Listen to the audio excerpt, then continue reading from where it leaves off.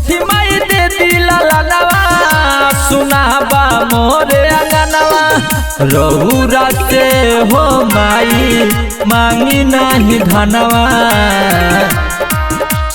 छठी माई दे दिला लानवा सुनाबा मोरे अंगनवा छठी माई दे दिला लानवा सुनाबा मोरा अंगनवा।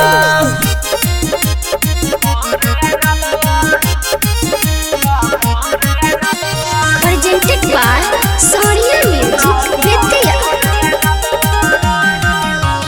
घर के लोग सब ताना मारेला कहेला बाझिन जी हो कहेला बाझिन जी अचरा पसारी के ललना मांगे राउर बेटिया भागिन जी राउर बेटिया भागिन जी माई पूरा कदिया रामान जी राउर करब हम गुणगान जी बाझिन के नाम मिटा दी पूरा दी सपनवा छठी माई दे दिला लानवा सुनाबा मोरे अंगनवा छठी माई दे दिला लानवा सुनाबा मोर अंगनवा।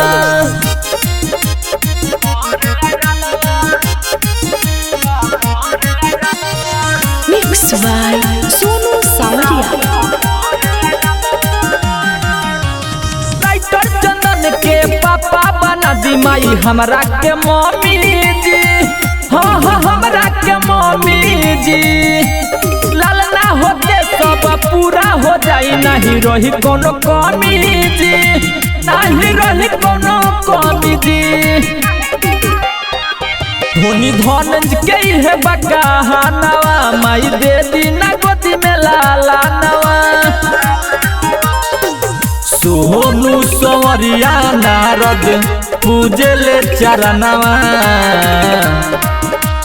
छठी माई दे दिला लानवा सुनाबा मोरे अंगनवा छठी माई दे दिला लानवा सुनाबा मोर अंगनवा।